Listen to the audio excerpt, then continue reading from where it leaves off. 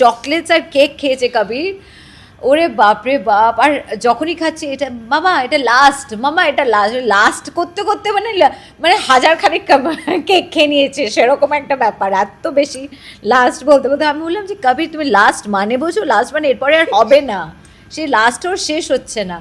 তো এই পুরো ব্যাপারটা এখন চলছে এবং বাবারও তো তাই আজকে বাবার ওখান থেকে আমি আজকে আসছি, তো বাবা আবার কবিরকে বলছে দেখ দেখ ক্রিসমাসে ভালো একটা কেক এসছে এটা খা। আমি বললাম বাবা প্লিজ দিও না, বলছে তুই চুপ কর, তুই একটু বাড়াবাড়ি করছিস। আমার সব কথা বলা যায় সঙ্গী একমাত্র রানে, যে হচ্ছে ছোটো বয়স থেকে, মানে ছোটো বয়স থেকে না, ছোটো বয়স থেকে আমার আর একজন বান্ধবী ছিল, তার নাম অন্তরা, কলেজ লাইফ থেকে আমার বেস্ট ফ্রেন্ড।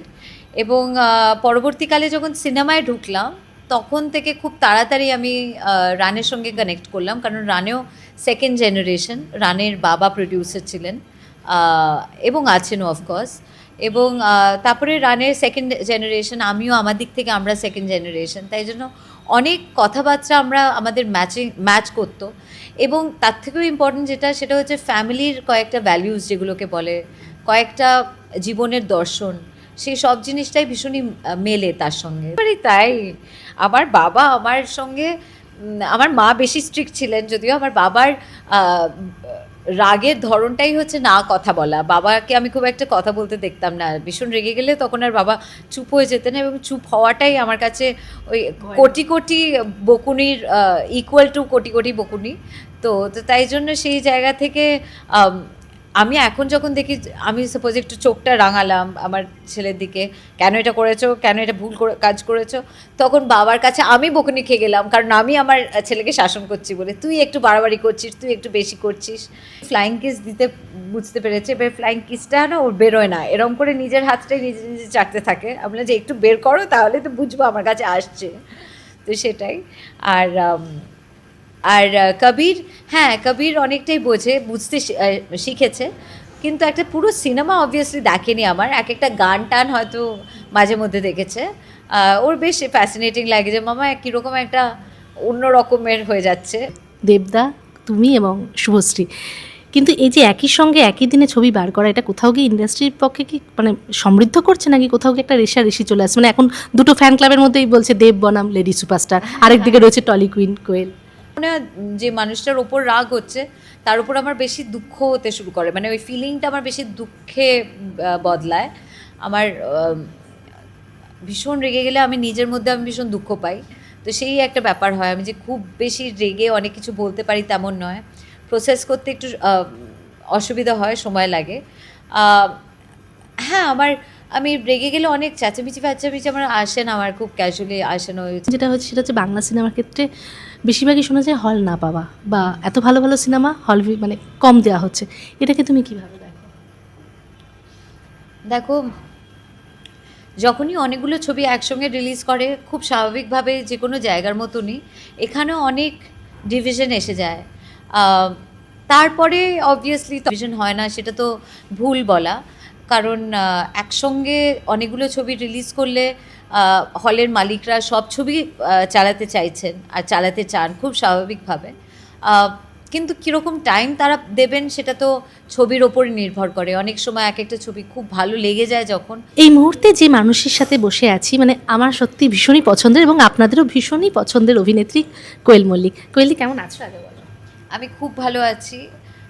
ভালো থাকাটা আরও ভালো হয়ে গেল এই জন্য, কারণ আমার ছবি এই সবে মুক্তি পেয়েছে এবং খুব ভালো রিয়াকশন, দর্শকের রিয়াকশন খুব ভালো পাচ্ছি। মিতিন একটি খুনির সন্ধানে, তো হ্যাঁ ভালো লাগছে, কারণ এত সুন্দর একটা সৃষ্টি সুচিত্রা ভট্টাচার্যের, এত সুন্দর একটা গল্প, এত সিম্পল একটা গল্প, তার মধ্যে এতটা সফটনেস আছে, ইনোসেন্স আছে। যে সময় উনি গল্পটা লিখেছিলেন অনেক অনেক বছর আগে, তো তখন জীবনটাও অনেকটাই সোজা সরল ছিল, তো সব মিলিয়ে সেই রিফ্লেকশনটা আমার মনে হয় এই ছবিটার মধ্যে আছে, তো তাই জন্য একটু অন্য রকমের, খুবই ভালো লাগছে। আচ্ছা, বাঙালি মানে হচ্ছে অনুসন্ধিত সুমন, মানে কিছু খোঁজার চেষ্টার গোয়েন্দাগিরি ব্যাপারটা থাকেই। আচ্ছা, কোয়েলদিকে যদি বলি যে ছোটোবেলায় কিংবা একটু বড় হয়ে, মানে এরকম কোনো মানে ঘটনা বা কিছু এরকম মনে হয় যে একটু খোঁজার চেষ্টা করা কোনোদিন হয়েছিল এরকম? আমি না খুব একটা যে ভীষণ বেশি হয়তো আমি জেনারেলি দেখো মানুষ হিসেবে আমি একটু হালকা 2+2=4টা করাটা একটা এমনি টেন্ডেন্সির মধ্যেই পড়ে, যে কে কী বললো, সেটা কি অ্যাকচুয়ালি তার মিনিংটা কি হলো, সে যেটা বললো সেটা সত্যি কি না, হয়তো অন্য কিছু ভেবে বললো। এইসব জিনিসগুলো মোটামুটি একটা বেসিক ইন্টারেস্ট থাকে, মানুষকে পড়ার একটা বেসিক ইন্টারেস্ট থাকে। মানুষকে পড়া বলতে মানুষের মন পড়ার ইন্টারেস্টটা আমার চিরকাল একটু বেশি। তো তাই জন্য ভালো লাগে এই পুরো জিনিসটা, একটু ওই ইনভেস্টিগেটিভ মাইন্ডটা আমার বেশ ইন্টারেস্টিং লাগে নিজের। আচ্ছা, যেহেতু আমরা গোয়েন্দা মানে ফেলুদা বলো, ব্যোমকেশ, এগুলো পড়ে এসেছি, এবং মহিলা গোয়েন্দা বলতে মিতিন মাসি, গার্গী গোয়েন্দা রাইট। পরপর রয়েছে।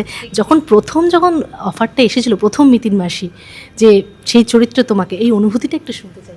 দারুণ অনুভূতি। আমি এটা বলতে গিয়ে কখনোই আমি ক্লান্তি বোধ করি না, কারণ এটা হচ্ছে অনেক দিন আগে 2019-এ একটা সুন্দর দুপুরবেলায় আমি নিজের মতন করে কোনো একটা বই বা কোনো একটা ম্যাগাজিন পড়ছিলাম, খেয়াল করতে পারছি না, কিছু একটা পড়ছিলাম, বই কিংবা ম্যাগাজিন। তো তখন হঠাৎ অরিন্দমদা ফোন করেছিলেন। আমি ভেবেছিলাম হয়তো কোনো ছবি রিলিজ হবে, তার কোনো প্রিমিয়ারে ডাকার জন্য একটা কোনো ইনভিটেশন আসছে। অরিন্দমদা বললেন যে আমি একটা ছবি করছি, তুমি কি করবে? ছবির নাম মিতিন মাসি। আর তারপরে আমি ভীষণ লাফিয়ে ওঠার মতন, কারণ তার আগে কি পড়া হয়েছিল? মিতিন মাসি আমি না ঠিক যেভাবে আমরা ধরো ফেলুদা ব্যোমকেশ পড়েছিলাম, ওরমভাবে মিতিন মাসি পড়েছিলাম। কখনো অবভিয়াসলি ওই সময়টা মাথায় তো কখনো ভাবতেও পারিনি, মানে স্বপ্নের বাইরে যে কখনো কোনো সময় মিতিন মাসি হবে এবং সেই মিতিনের মধ্যে সেই চরিত্রটা আমি পাবো, যেটা এমন একটা চরিত্র যেটা হচ্ছে আইডালাইজ করার মতন চরিত্র, মানে মানুষকে ইন্সপায়ার করবে, মোটিভেট করবে এই চরিত্রটা, এরকম এত সুন্দর একটা চরিত্র। তো সেটা কখনো ভাবিনি। তাই জন্য যখন প্রথম অফারটা এসেছিলো তখন আবার করে মিতিন মাসি পড়েছিলাম, কারণ যতবার পড়ছিলাম ততবার মিতিনের অনেকগুলো ক্যারেক্টার স্কেচেসগুলো আরও বেরোচ্ছিল, তার পড়াশোনা, তার হাবভাব, তার মানুষকে চেনার ধরন, তার ব্যবহার, সব জিনিসটাই অনেক বেশি ক্লিয়ার হতে শুরু করলো বইটা পড়তে পড়তে। এবং পরবর্তীকালে যখন স্ক্রিপ্ট হলো, অবভিয়াসলি সিনেমা মানে একটু এদিক ওদিক একটু আলাদা হয়, তো সেই জায়গাটা সেটাও বহুবার পড়ার পরে প্রথম মিতিনের সময় সত্যি কথা বলবো যে আমি একটু হেজিটেন্ট ছিলাম, যে কারণ প্রত্যেকটা মানুষের দেখো বই পড়ার জায়গাটা আলাদা হয়, কারণ বই পড়তে পড়তে মানুষের কল্পনার জগৎটা আলাদা তৈরি হয়, বা তারা নিজের মতন করে সেই চরিত্রটাকে একটা রূপ দেয়, কিন্তু সেই রূপের মধ্যে আমি নিজেকে ফিট ইন করতে পারবো কি না সেটাই আমার কাছে একটা বিশাল বড়, প্রথম মিতিনের ক্ষেত্রে একটা বড় চ্যালেঞ্জ ছিল। ভেবেছিলাম ভালো লাগবে তো, মানে কি হবে তাদের, সেরকম একটা ব্যাপার। কিন্তু হ্যাঁ, বেশ ভালো মার্কস পেয়ে পাশ করেছিলাম, তো তাই জন্য সেটা থেকে একটু কনফিডেন্স বাড়লো করতে করতে। এবারে তৃতীয় মিতিন, এবারে আমার মনে হয় মিতিন, যেটা সবাই বলছে যে এবারের মিতিন অনেক বেশি কনফিডেন্ট, এই জন্যই কনফিডেন্ট হয়তো কারণ আমি মনে করেছি, মানে আমার কোনো একটা জায়গায় বুঝতে পেরেছি যে যেই ধরনটা আমি নিয়েছি মিতিনের ক্ষেত্রে, সেই ধরনটা লোকেদের মানে মেনে নিতে খুব সুবিধে হয়েছে, তো তাই জন্য আমার বেশ ভালো লাগছে। এটা বলছিলাম, যেহেতু তুমি বললে যে ধরনটা, প্রতিটা গোয়েন্দার আলাদা আলাদা বিশেষত্ব থাকে, এবং মিতিন মানে ওরফে হচ্ছে প্রজ্ঞা পারমিতা মুখার্জি, হ্যাঁ, তারও সঙ্গী হচ্ছে টুপুর, প্রত্যেকে যেমন একটা করে সঙ্গী থাকে। তো তুমি যেটা বলে না বিশেষত্ব, যখন পড়ার ক্ষেত্রে আলাদা, কাজ করার ক্ষেত্রে আলাদা, এই বিশেষত্বটা তুমি কীভাবে? দেখো বই পড়ার ক্ষেত্রে একরকম হয় ডেফিনেটলি, যেটা কিছুক্ষণ আগেই বললাম। প্রজ্ঞা পারমিতা মুখার্জি একটা অসাধারণ একটা সৃষ্টি। ওই সময়ে দাঁড়িয়ে উনি যেভাবে এত প্রোগ্রেসিভ একটা মাইন্ডসেটের মহিলা একজন, সুচিত্রা ভট্টাচার্য, যিনি, যেটা আমার কাছে সবথেকে বেশি ফ্যাসিনেটিং লেগেছিল প্রজ্ঞা পারমিতার ক্ষেত্রে, মানে মিতিনের ক্ষেত্রে, সেটা হচ্ছে মহিলা, তিনি বাড়ির মধ্যে ঠিক একই রকমভাবে বাজার টাজার করে এসে একজন গৃহিণী যেরকম থাকেন ঠিক তেমনভাবে ভীষণ সাংসারিক একজন মহিলা, এবং তার সঙ্গে সঙ্গে আবার বাইরে যখন কাজ করতে বেরোন তখন একেবারে তার আর একটা পার্সোনালিটি বেরোয়, তার আর একটা ব্যক্তিত্ব। তো সেই জায়গাটা, সেই কম্বিনেশনটা আমার মনে হয় আমাদের সবাইকার মধ্যে আছে, প্রত্যেকে যারা একটা প্রফেশনাল লাইফ হ্যান্ডেল করে এবং তার সঙ্গে সঙ্গে বাড়ির কাজটাও সমান তালে সামলায়। তো সেই জিনিসটা আমার কাছে ভীষণ ভীষণ ইন্টারেস্টিং কম্বিনেশন লেগেছিল। তো প্রজ্ঞা পারমিতার ক্ষেত্রেও তাই, এবং সে ভীষণই ইনটিউটিভ বলেই হয়তো তার এজেন্সির নামটাই হচ্ছে থার্ড থার্ড আই মানে আমাদের যেরকম তৃতীয় নয়ন বলি, মানে আমরা অনেকটা বেশি বুঝি হয়তো। তো সেই জায়গা থেকে তৃতীয় নয়ন মানে তাই জন্যই সুচিত্রা ভট্টাচার্য প্রত্যেকটা জিনিস যেগুলো লিখেছিলেন সেগুলো এত সুন্দর লিখেছিলেন আর এত ভাবনা চিন্তা করে লিখেছিলেন। উনি অন্য কোনো নাম দিতেই পারতেন তার এজেন্সির নাম, কিন্তু উনি থার্ড আই দিয়েছিলেন স্পেশালি। তো তাই জন্য আমার আমার মনে হয় যে এই বইয়ের ক্ষেত্রেও যখন আমি পড়েছিলাম, যতবার পড়ছিলাম ততবার প্রজ্ঞাপারমিতার অনেক অনেক লেয়ার, অনেকগুলো সুন্দর সুন্দর সাইড, প্রত্যেকটা মানুষের তো বিভিন্ন সাইড থাকে, সেই সাইডসগুলো আরও বেশি পরিষ্কার হতে শুরু করলো। কোয়েল মিতিন মাস যেমন, তেমন আমি জানি কোয়েল দিও ভীষণ সাংসারিক এবং ফ্যামিলিকে নিয়ে থাকতে ভালোবাসে, এবং বাইরে যখন কাজ করো সেই যে ব্যালেন্সটা, এটা কোয়েল দি কীভাবে করে? ঠিক যেভাবে তুমি তুমি করো, ঠিক যেভাবে বাকি সব মহিলারা করেন, ঠিক যেভাবে সবাই যারা বাসে, ট্রামে, অটোতে করে কাজে বেরোন, একই রকমভাবে আমি আমার নিজের মতন করে কাজে বেরোই। ক্যামেরার সামনে যতটুকুন কাজ ডেফিনেটলি সেটা আমার অ্যাবসলিউট কমিটমেন্ট দিয়ে করি।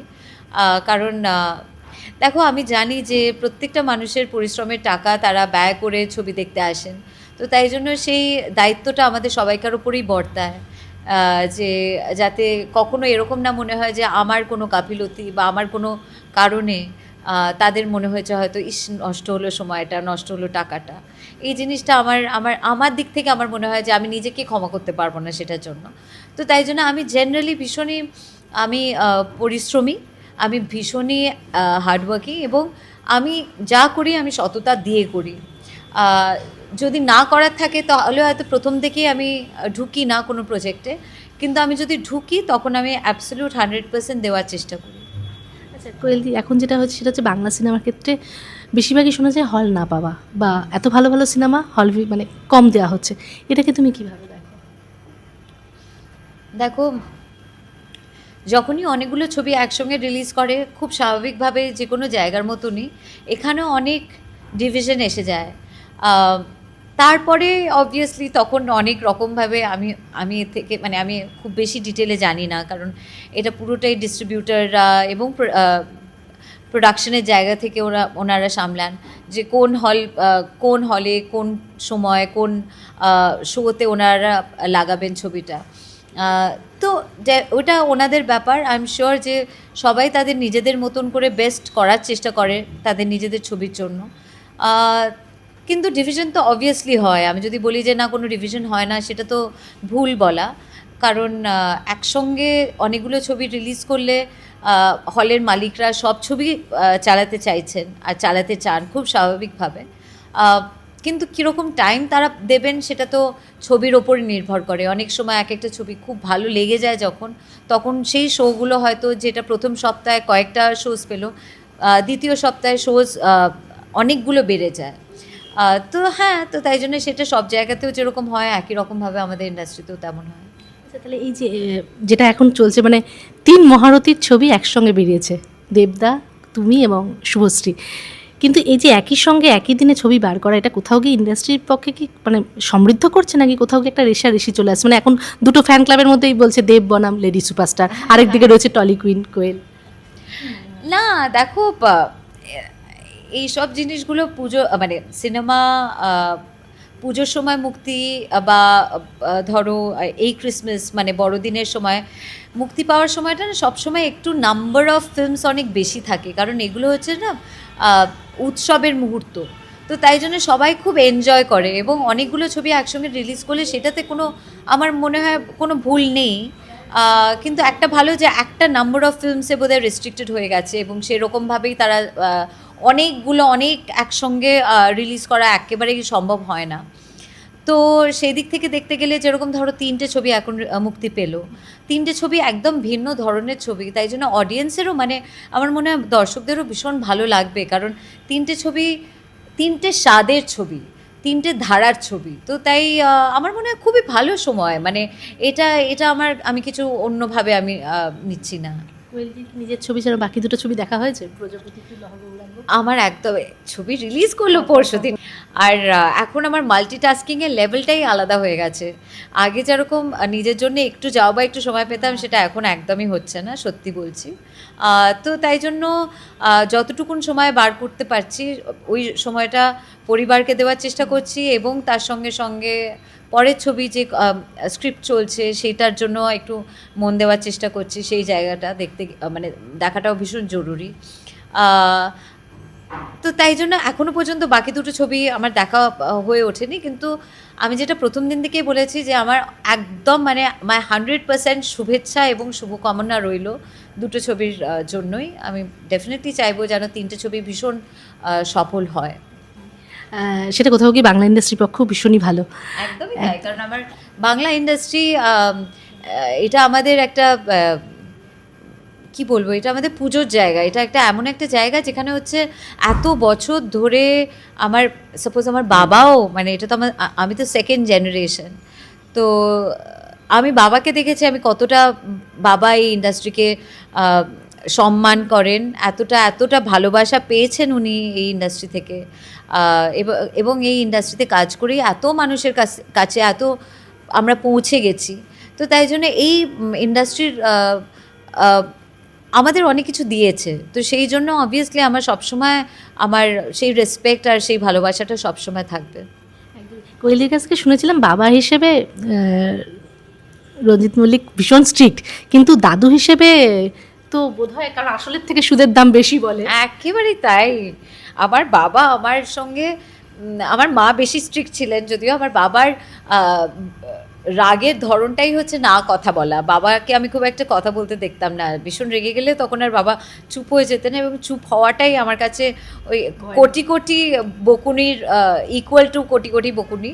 তো তাই জন্য সেই জায়গা থেকে আমি এখন যখন দেখি, আমি সাপোজ একটু চোখটা রাঙালাম আমার ছেলের দিকে, কেন এটা করেছো, কেন এটা ভুল কাজ করেছো, তখন বাবার কাছে আমি বকুনি খেয়ে গেলাম, কারণ আমি আমার ছেলেকে শাসন করছি বলে, তুই একটু বাড়াবাড়ি করছিস, তুই একটু বেশি করছিস, এইসব বলেন বাবা। যেরকম এখন ক্রিসমাস গেল, ক্রিসমাসে এত চকলেটস আর কেক খেয়েছে কবির, ওরে বাপরে বাপ। আর যখনই খাচ্ছি এটা মামা এটা লাস্ট, মামা এটা লাস্ট করতে করতে মানে মানে হাজার খানিক কেক খেয়ে নিয়েছে, সেরকম একটা ব্যাপার, এত বেশি লাস্ট বলতে বলতে আমি বললাম যে কবির তুমি লাস্ট মানে বোঝো, লাস্ট মানে এরপরে আর হবে না, সেই লাস্টও শেষ হচ্ছে না। তো এই পুরো ব্যাপারটা এখন চলছে, এবং বাবারও তো তাই আজকে বাবার ওখান থেকে আমি আজকে আসছি, তো বাবা আবার কবিরকে বলছে দেখ দেখ ক্রিসমাসে ভালো একটা কেক এসছে, এটা খা। আমি বললাম বাবা প্লিজ দিও না, বলছে তুই চুপ কর, তুই একটু বাড়াবাড়ি করছিস। তো সেটা আমি আর পারবো না, আমার মনে হয় দাদু ঠাকুমার কাছে শাসন করাটা একদম, মানে তাদের সামনে শাসন করা যায় না, পেছনে গিয়ে প্রচুর শাসন করবো কিন্তু সামনে করা যায় না।